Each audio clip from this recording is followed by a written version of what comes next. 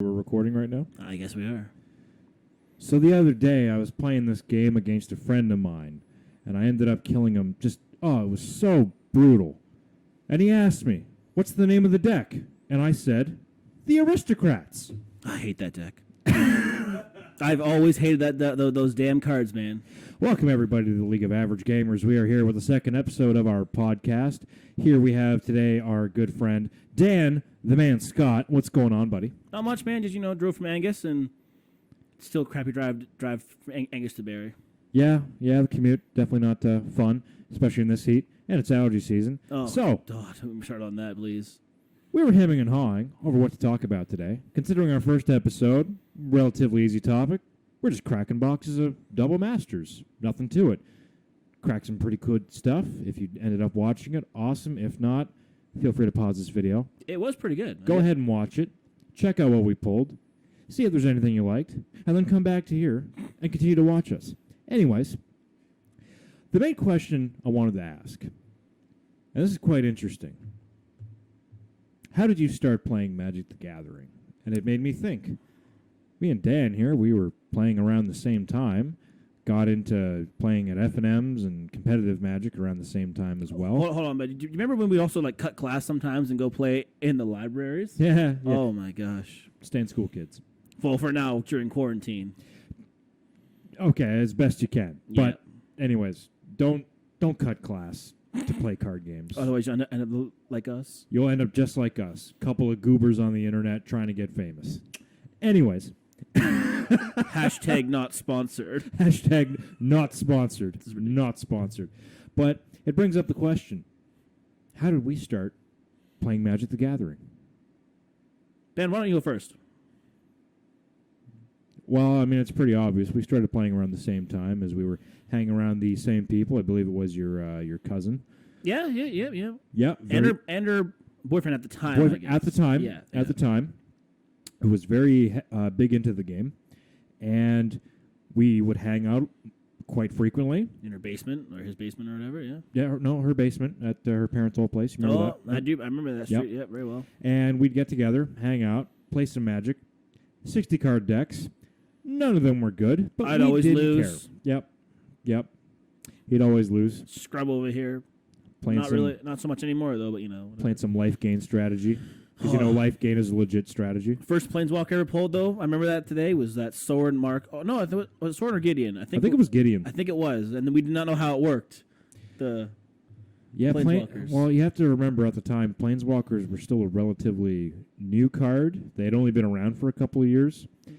And considering we were just new to the game, we didn't know how these things worked. It's like, oh, what are these abilities? What do you do? How does that work? What's loyalty? I can damage it? I can kill it? Wow. Yeah. This game's complex. It was. Still is this day. Still is. I mean, we have a better understanding. We're still pretty trash at the game. But we've gotten better from where we started. That's for sure. Everybody starts somewhere. Yep. In a basement, usually. In a basement. Yep. It was dark as all hell up till about, 2 in the morning. Yeah. Playing Magic the Gathering. Not knowing what the heck we're doing. The producer, man, he also started in a cafeteria. Mind you, he started playing about a year after we started playing. So I guess we kind of did start playing around the same time. I started playing in 2011 in Mirrodin Besieged. Do you remember those that set? Yeah, we had that set was only known for the proliferate mechanic, right? That was the only thing. I reckon. Only mechanic I remember. You're not talking about swords, eh? What about Infect? Yeah, that works too. And the interesting Cobblade deck that was forming at the beginning of, I think it was Scars of Mirrodin, but it was actually getting up there in Mirrodin Besieged, because that's when Feast of Famine was printed. The deck became, it was first done as Cog Go. It was just a blue-white control deck, and it used Squadron Hawk because it was a evasive blocker. You could get extra copies of itself. And then as better equipment was printed in Mirrodin Besieged, in particular Sword of Feast and Famine. Oh, yes. Then it's like, this is a really good equipment. Oh, we could put this on an evasive body. How do we get this equipment? Oh, let's play Stoneforge Mystic. Yeah, seems great. And then we'll throw in Jace the Mind Sculptor which is like kind of a boomer card now, I think, actually, really. Jace or Oko? I'm going to choose Oko, Thief of Crowns. Yeah. I mean, if you think about it, you can pressure Jace. Like, you can pressure him pretty easily. His bounce effect. Well, anyways. So, getting a little off topic there. Like, that whole deck, it was totally fair, right? That was the best standard ever. I had the most fun of my life. I'm sensing a little sarcasm. It was awful. It was awful. I played Valakut, so I couldn't really say anything else. I was poor, and I played a blue-red budget deck. Yep, I remember. Although truthfully, that was a difficult deck to pilot, but it could get there in most matchups. Surprisingly, just not against Valakut. Not really. No. Anyways, let's move on from memory lane, and we'll come back to that later. Yeah, on. that was to be honest, that was a bit of a dark period in Magic City. Well, not really dark, but certainly not one that's remembered very fondly. Maybe one day we'll talk about the best format, which is RTR and Innistrad. Oh, the feels. But so, yeah. Anyways, we've told you how we started, and what really drove us to want to play, and basically get good, was because we wanted to win. You can play with pet cards and cute cards all you want, but sometimes you just want to win, and you just want to play some of the most powerful stuff in any given format. Basically, yeah. Yeah. I think around that time we started playing Commander as well. I believe so. I mean, I think so. My first Commander deck was the Precon Kalia of the Vast deck. Powerful Commander. Terrible Precon. It was awful. Like, there wasn't even that many demons, dragons, and angels. Like, there were some, but there weren't actually a lot in it. And it's like, isn't that kind of the point of the deck? Honestly, man, I remember when I was like, no, this is sick. Guess what? When Kalia dies, the deck is just trash. Like, you might as well just go to whatever game it is, and just move on. It's like, oh, you've killed my commander a couple times. Well, I guess I'm out. However, though, one thing was fun was when you got to get it put in that Balefire Dragon and just always just raft people's boards. Oh, that could be pretty rage-inducing for some people. Or Iona, which is now banned. Hey, you're playing a monocolor deck? Oh, that's cool. Yeah, no more green deck wins for you, pal. Green deck wins. For a bit of context, that's an inside joke Dan and I have. He played a mono green deck in Standard, and we called it Green Deck Wins. Because, red deck wins. What about green deck? Green deck wins, man. Basically, yeah, green deck did win because it played turn 2 Dungril Velder. This was 3-mana hex-proof tree folk whose power and toughness were determined by the amount of forests you had. Yeah, it was pretty interesting card. Slap a sword on it. Yeah, man. Mint. But yeah, no, Kali the Vast. That was my first commander deck, and you know what? Didn't really like it that much because it was really fun when you could play Kali on turn 2. No, I think it was turn 3 because I was poor and couldn't afford mana rocks. I mean, all those decks came with Soul Ring. Yeah, well, whatever. But only if you had Soul Ring. No, well, that's true. Soul Ring into Signet and Fingers Crossed. But no, someone would always have Fleshbag Marauder on, ready for it. So, I mean, sacrifice effects are a thing. Whatever. Well, whatever. And then I bought the deck, and then this is the time I think when Avacyn Restore was being previewed. I was like, oh, Grizzlebrand. Bought that card, put in the deck. 2 weeks later, banned.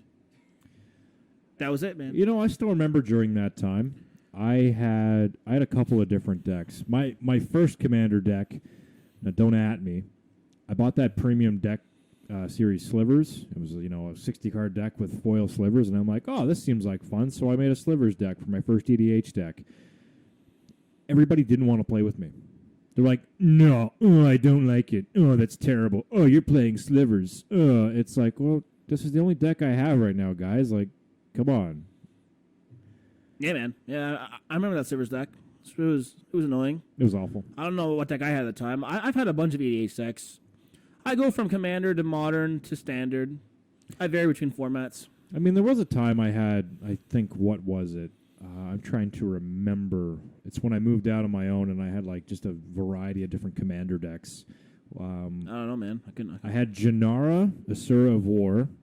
Is that the band? Is that the band one that gets plus and plus encounters? Or Yeah, you whatever can it is? pump it. Oh, that was. I remember that awesome deck. That was great. I had Earl the Miststalker.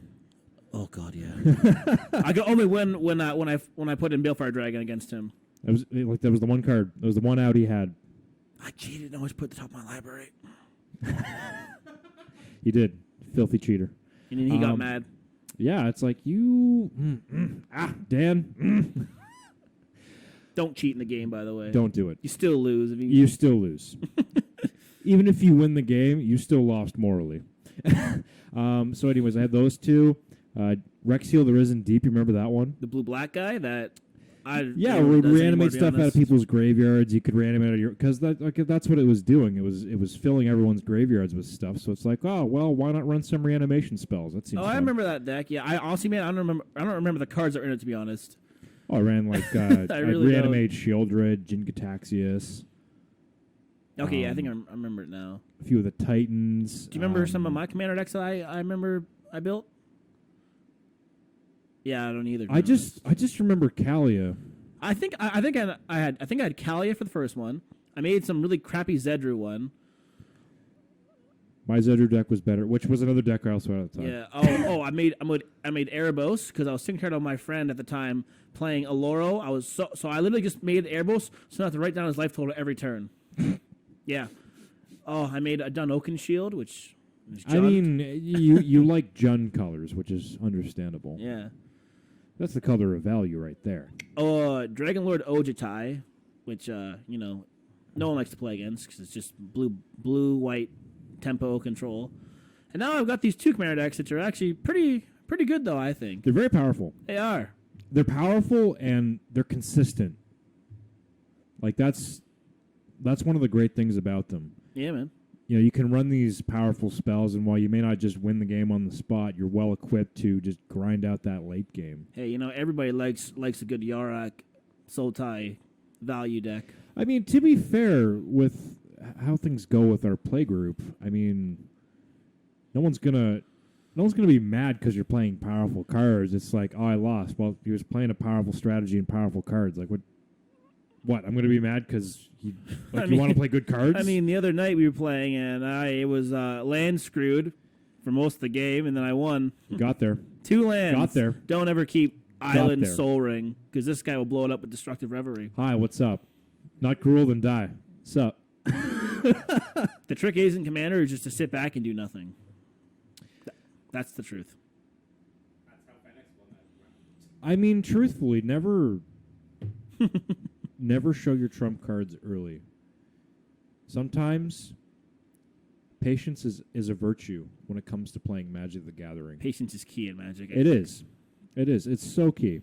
And that was something that we definitely learned as we grew as players, was that, say, we would be at an F&M, right? And I would play something like Mono Red. Just because you can tap all your guys sideways, just because you can attack doesn't always mean you should. That's true.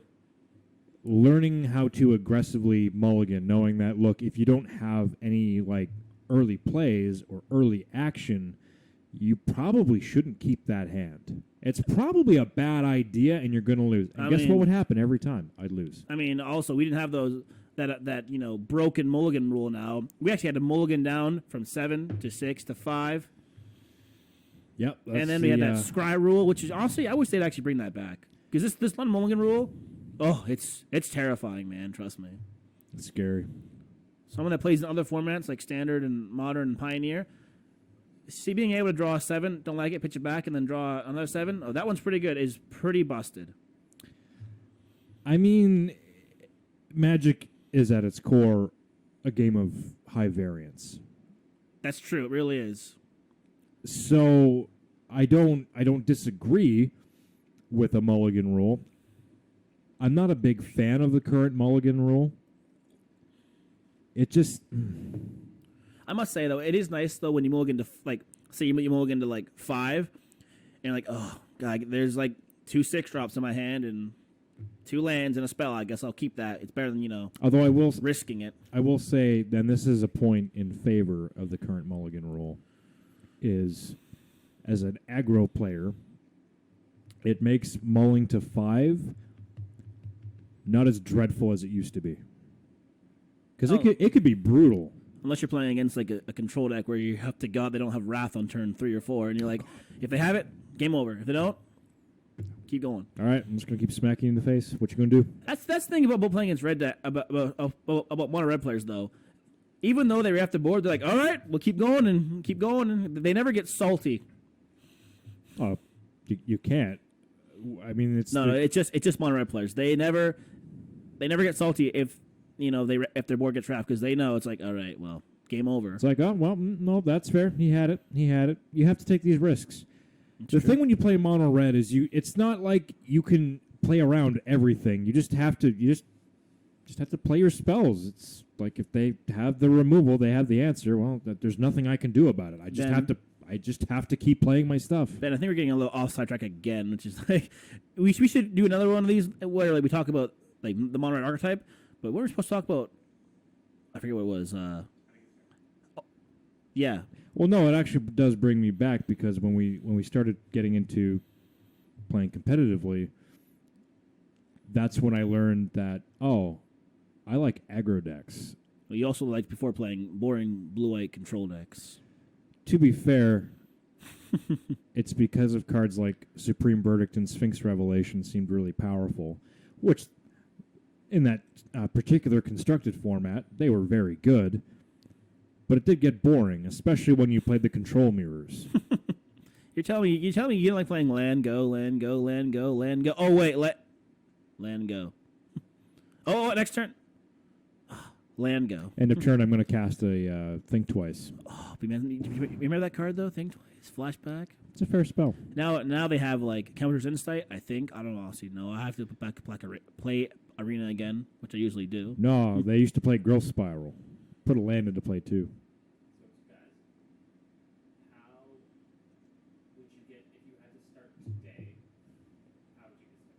Okay. So if you were a new player or someone interested in getting started in Magic, the question being asked, how would you do it? Considering that nowadays, with the current state of affairs in the world, it can be a little difficult. It's not like you can go down to your local game store and go to an event. Yeah. Thankfully, though, what's available nowadays that we didn't have when we first started playing. We have Arena. Magic Arena. That's a great way to start playing. Moto, but it's not the best, I think. Moto's a tough sell. I believe if you do just want to dip your feet into the game and start things off, I would get Magic the Gathering Arena. It's free to download. It's great, man. It's awesome. You get they start you off with, some starting decks with some themes. You can play around, you can complete quests, you can get gold, you can pretty much go free to play. Yeah. And just earn cards and packs and gems as you keep playing. Or if you do want to spend a little bit of money, that's fine too. You can pay for draft events. You can pay for sealed events. Can I just say one thing, Ben? What's up? When I was new to Magic Arena, this is how dumb I am. I didn't know that you could craft your wild cards for actually rare cards. So I just kept buying. I kept wasting my money, which you shouldn't do, on more gems. And yeah, you can keep laughing all you want, but then you had all these wild cards. Yeah, and I had like literally 100 wild cards, and I was like, I don't know how to get these. I needed 4 Wild Growth Walkers at the time, and I did not know how to craft them. Luckily, one of my friends told me, like, all you have to do, idiot, is just click the redeem. I was like, well, now I feel like a complete moron. Well, having spent all that money on the game, I mean, you probably got a lot of different cards. Oh, you probably got a lot of wild cards, which did leave you a lot of wiggle room. I'm what they call now Arena Rich, basically, which just because I have so many wild cards, I just don't, like, click. That's not a terrible thing. So anyways, Magic Arena is a great resource to use. There are a few other free-to-play programs that can be utilized, but they're not the best. They're not the best, mainly because they don't have rules enforcement. It's not automated. It's more of just a sandbox program. So try out Arena. If you want to start, looking into things a bit deeper, you could try Moto out because Moto has access to many more formats than Arena does, at least at this time. It's also a little more expensive though, because you got to go to Man Traders and you got to make an account. And trust me, I know from experience. What I will say though, at least with Moto compared to Magic Arena, is at least most individual card prices end up being cheaper on Moto, depending on what you're looking at. And at the same time, there is an in-game economy. Whereas with Magic Arena, it's more one-sided. Oh, well, there's a ladder you got to climb up. There is. If you want a good competitive mode, you want to dip your feet into that, by all means. There are a lot of different guides and videos and deck lists and deck profiles, a whole manner of resources available to you for free. And if you're looking forward to getting into more other competitive events, like, the ones that...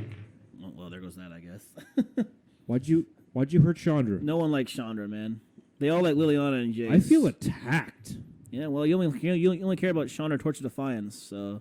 Best card ever. Have you seen these two Planeswalkers? They're a lot better. We don't talk about those ones. Okay, whatever. And no one likes Nissa, especially the new one in Standard. Just put that one down. No, leave her be. Leave her be. Anyway, so yeah, like I was saying, Nissa is Bay. Not Nissa who shakes the world. Damn, that's cold. That's a scary Planeswalker. But anyways, that's just my opinion. No, but if you want to get into other formats like Standard, Modern, Pioneer, even Legacy, there's other websites you can actually go if you want to get better at the game. Read articles. Another thing I can recommend, whether or not you're a big fan of it, there are a variety of different subreddits on Reddit for different formats. We're talking Commander, Standard, Modern, what have you. There's a lot of them that have a Discord page set up. People will get together via webcam or Zoom calls and actually do online games that way. So if that's something that maybe you want to participate in, or even if you just want to ask questions. You could even also watch people stream as well. Variety of different content creators out there. I mean, geez, it's a very long list. You can watch highlights on YouTube or even just follow them on right on Twitch.tv. Yeah, basically, yeah, that's simple. It's so much more like it's more accessible. Yeah, when we started playing, it was just either watched on YouTube or let's watch the Star City Games highlights on Justin TV back before it was Twitch. Oh my god. And you can actually see what your favorite player at the time was doing, so... My goodness. Good. There's ever any moment in your life that makes you feel old, that was just that right there. Really put things into perspective. Yeah, it's a lot easier now than it was back in 2012 or whatever. Which 11. I'm so thankful for. I mean, even when you wanted detailed deck techs and strategies, I mean, the videos were not exactly of the highest quality. If you didn't have the brand endorsement, your recorded gameplay footage was less than stellar. I mean, geez, what were some of the top people we would watch back in the day? I still watch Reed Duke to this day. I mean, Reed Duke, what a man, what a guy, the Jun Master Supreme, basically, yeah. But that's the way how you get back into Magic, though. I think it's also a very expensive game. I think as well. I mean, yes and no. It can depend on a number of factors. If you want to play some of the high competitive decks, if you are looking to get into, these really high level tournaments. There's a high skill ceiling. Would that be correct? Magic is a skillful game. It's not. Yeah. It's not all about variance. It's all about knowing what your opponent has in the hand, when to play what spells, and yes. So if you don't mind, if money is really no object in that sense, great, absolutely, go for it. If you're not wanting to spend a lot of money, let me tell you, you don't actually have to spend a lot on a deck. Whether you just want some fun budget casual deck. Something for an F&M when those open back up. In 2021 or whatever that even if you want to get into Commander, I'm telling you, you can build a decent deck for under $50. under $100, under 25 depending on the general you pick too. Yeah, there's a couple websites or like Jumbo Commander, which I've been watching. Budget decks. That's what I think that's what that guy does. Under $25, or he just goes on the video, tells you what cards are good, and it's under $25. Also, another one of my favorites. I love Mitch over at the Commander's Quarters. That guy just really great deck builder. Love his decks. In fact, I didn't take his exact deck list for Judith the Scourge Diva, but I knew you I did. based mine off of his. I knew it. But it's good. It is. It's good. I guess go to EDH Rec and use my brain. Oof. Sometimes. Tries to berate me for net decking it. Here he is going to EDH Rec and totally not net decking. Hey, man, I'm not a brewer, trust me. I tell you that right now. He's not. And the only deck I made was a blue-white tap-out deck way back in the day, and it won FNM. That's all that matters. well, don't feel judged because you may not be proficient at brewing a deck. I mean, there's nothing wrong with that. Again, there's free resources to utilize. If you just want a deck that you want to build or play, like, there's probably something out there. If you want to build a particular commander, it's like, I don't know what cards I want to put in there. I don't know what I want to do with it. It's like, okay, well, just, look up some decks. See if there's anything you like. Maybe there's some cards or strategies, some synergies that you really enjoy. Maybe there's a particular card you want to play in there. No one says you have to spend, more than 12 hours trying to brew this deck up or whatever. I mean, I personally enjoy doing that because that's the main part of the game that really attracted me was the deck building aspect. But no one's telling you, oh yeah, no, you got to build your deck from scratch. It's like, well, you don't have to. Maybe people don't have that amount of time to devote to just building a deck. It's true, man. It's true. Like, your decks are usually your decks are usually always pretty good. I find, like, your Shroom deck. Scary. That was great. No, I built that one all on my own. Yeah, I just looked up some powerful cards and synergies and thought, okay, here's how we're going to make this work. It's like, this is a good idea, and we're going to make this better. Plus, it's Shroom the Hegemon. You're just going to combo. Basically, that's all it is. I never kill him. I tell them to kill him, and they're like, no, let's just go after me. No, just go after Dan. He's playing a Farah. And guess what happens? Combo time. Well, I think that'll be a good, for the rest, for today. Ben? Yeah, I think overall this was a pretty, very productive episode. Not bad for our second outing. I really do want to get some more episodes out there where we yarn about some memories and other stories because there's a vast gold mine in there. It's true. Talk about maybe some other formats like the ones I've been talking for this episode. Talk about some funny stories we had going to different competitive events. I think that'd be great. Oh, yes. If that's something that you guys might be interested in, hey, feel free to let us know in the comments below. We're also on Twitter. Are we on Twitter? Yep. Okay, we are on Twitter. We're also on Instagram. Wow, we are. I didn't even know, man. I don't even know. Not usually my area of expertise, but we are on all social media platforms. Maybe I'll get from 28 followers to 29 followers. We'll see. Oh, baby. We'll see. Hashtag goals. I don't know. I don't really know, man. Oh, we hit 3 days ago, so that means I might get 3 days ago. Be honest, I'm still not going to get a follower. Whatever. Anyways, that's going to be it for us here at the League of Average Gamers. Dan, thank you so much for coming onto the show today, No buddy. problem, man. Hopefully we get to have more time. Anyways, hopefully everyone's having a great day. Stay safe. Stay healthy. Bye. See ya.